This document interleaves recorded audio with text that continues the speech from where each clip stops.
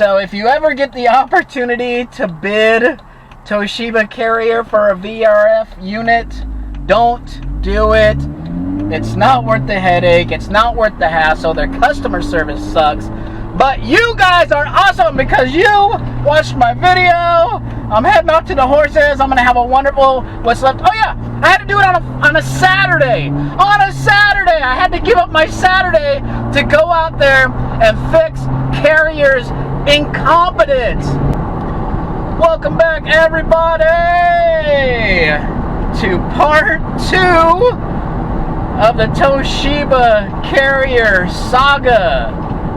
So now, if any of you all watched my first video, I myself and my team spent the week chasing down leaks in refrigerant lines to our Toshiba Carrier VRF system, and I'll be doggone if we didn't find 5 more factory leaks.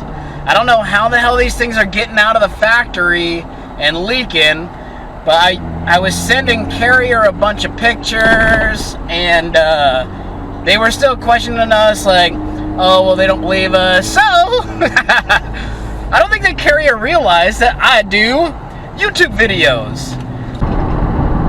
I'm not impressed with the Toshiba/Carrier VRF systems.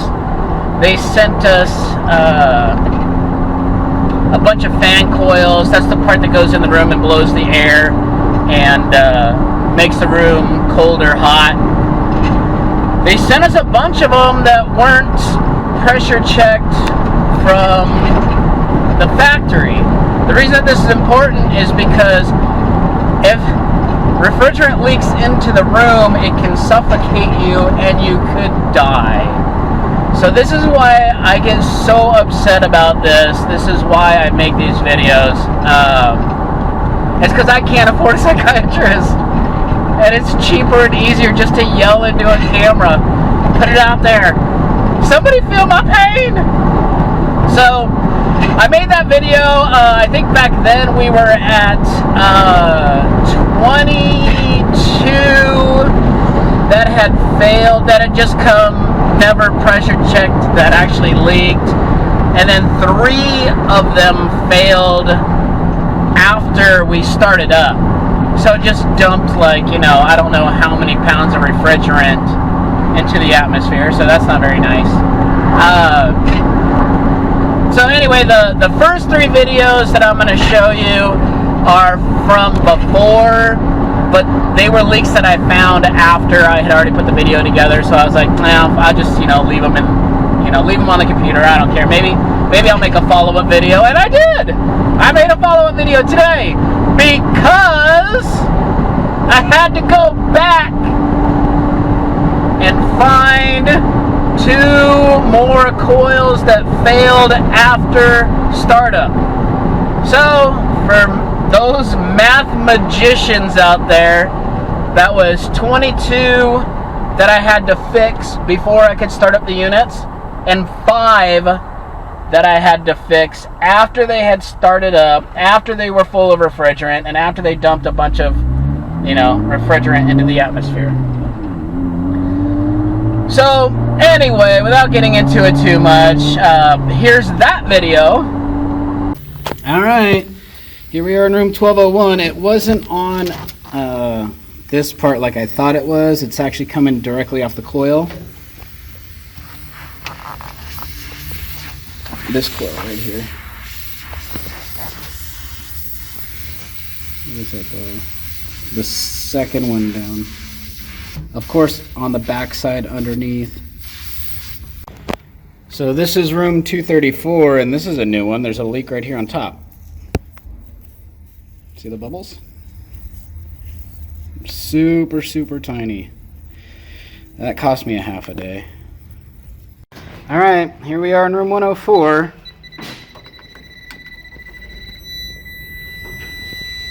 It'd be hilarious if it wasn't so pitiful.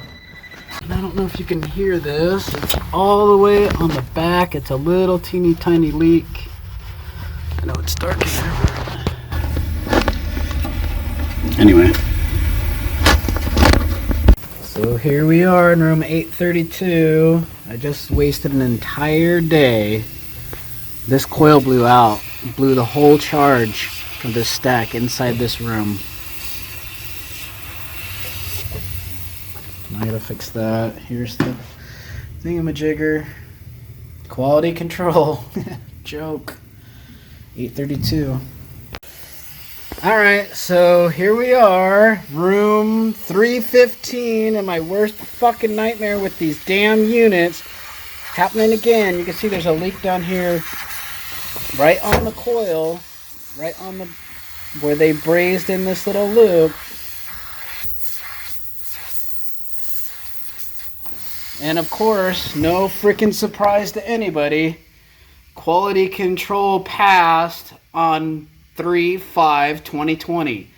Just like probably 9 or 10 out of the 23, or now 24 coils that failed, all from this day.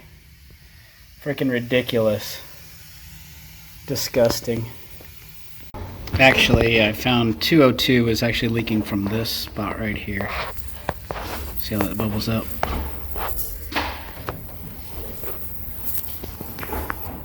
Alright, so we are back in room number 117 and the never-ending saga of our carrier coils blowing out after startup on the factory. Now, on this one, you can see down here.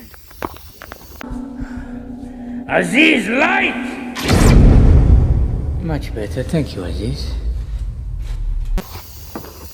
This completely goofy, clumpy, lumpy, glumpy piece of shit fuck braze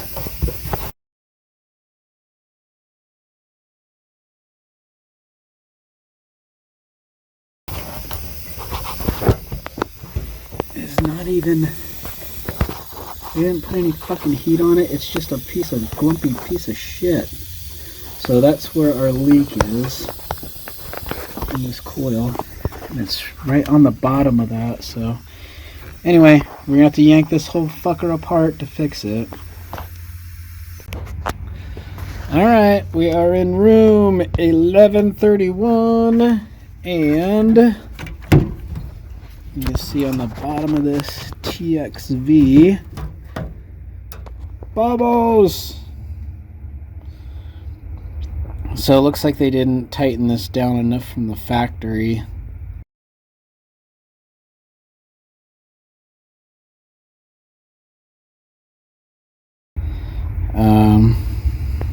So anyway, there's that. That was a thing. So if you ever get the opportunity to bid Toshiba Carrier for a VRF unit, don't do it. It's not worth the headache. It's not worth the hassle. Their customer service sucks. But you guys are awesome because you watched my video. I'm heading off to the horses. I'm going to have a wonderful what's left. Oh yeah, I had to do it on a Saturday. On a Saturday. I had to give up my Saturday to go out there and fix Carrier's incompetence. So if it seems like I'm screaming, part of it's because I'm mildly perturbed, and part of it's because I drive a Jeep and it's warm. It's freaking 75 degrees in January. I'm upset. It's Sunday. I finally get one full day to get out with my horse, go have a good time. So I'm going to do that. I hope that you all enjoy the rest of your weekend, and I will see